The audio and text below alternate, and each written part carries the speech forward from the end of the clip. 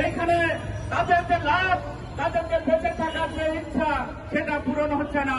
সংগ্রামী বন্ধুগণ, এমন একটি প্রতিষ্ঠানে চাকরি করে সে প্রতিদিন এই মানুষদেরকে নিয়ে বছরে 2 বার করে তাদের পদ পদবি, তাদের যে সার্কুলার, সেগুলো নিয়ে তারা চেঞ্জ করে।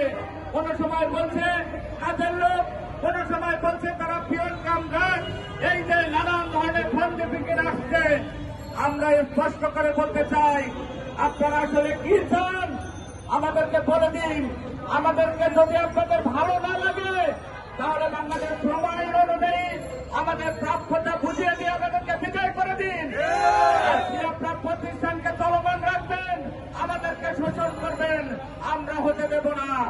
সংগ্রামী বন্ধুগণ, এমন একটি প্রতিষ্ঠান বিশ্বের বুকে যে মাথা তুলে দাঁড়িয়ে আছে, এমন একটি প্রতিষ্ঠান, এই প্রতিষ্ঠানে কর্মরত কর্মচারীদেরকে তাদেরকে ব্যবহার করে পৃথিবীর বুকে সবচেয়ে মাথা উঁচু করে দাঁড়িয়ে থাকে প্রতিষ্ঠান আজকে নোবেল বিজয়ী হয়েছেন।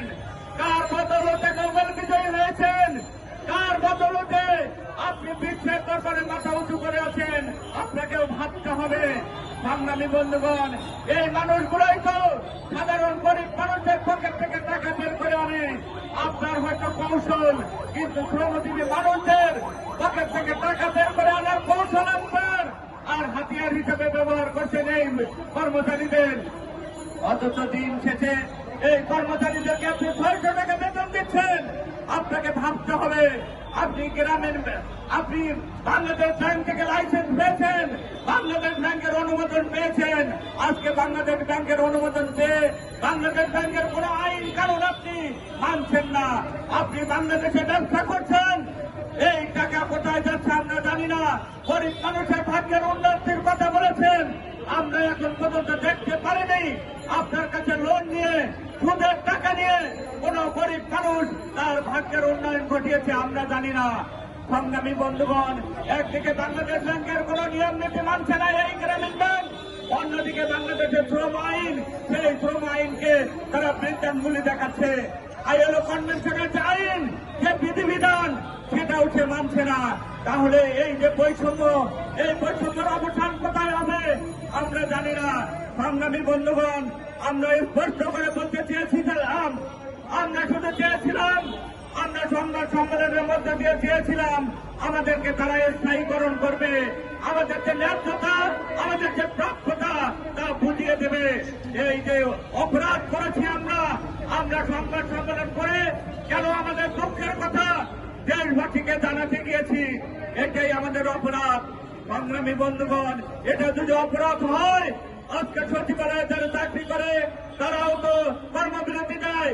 ওই যে সারা দেশে 64টা জেলায় ডিসি সাহেবরা যা আছেন, জেলা প্রশাসকরা যারা আছেন, তারাও তো কর্মবিরতি দেয়, তারাও তো সংবাদ সম্মেলন করে, তারাও তো শ্রম আইনের ঊর্ধ্বে নয়। তাহলে তাদের তো চাকরি যায় না। গ্রামীণ ব্যাংকের এই কর্মচারীরা তারা সংবাদ সম্মেলন করলে, তারা তাদের পেটের ক্ষুধার কথা জানালে কেন চাকরি যায়? বুঝতে হবে, এই গ্রামীণ ব্যাংক একটি রক্ত চুষা প্রতিষ্ঠান। সে গরিব মানুষের রক্ত চুষেই আজকে বড় লোক হচ্ছে। ফলে যখন সে সাধারণ মানুষের রক্ত চুষে অভ্যস্ত হয়ে গেছে, রক্তের অভাব হলে সে তার প্রতিষ্ঠানের কর্মচারীদের রক্ত চুষে খায়।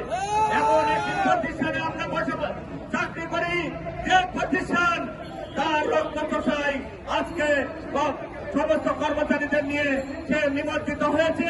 রক্ত চুষে চুষেই সে সাধারণ মানুষকে আজকে পঙ্গুত্ব করেছে, সাধারণ মানুষকে তারা আজকে পঙ্গুত্ব বরণ করাচ্ছে। সংগ্রামী বন্ধুগণ, আমরা আশায় বুক বেঁধেছিলাম 5 আগস্টের পরে হয়তো আমাদের কোন উন্নতি হবে, ভাগ্যের পরিবর্তন হবে। ডক্টর ইউনূস সাহেব ক্ষমতায় এসেছেন, আমরা ভেবেছিলাম আমাদের ভাগ্যের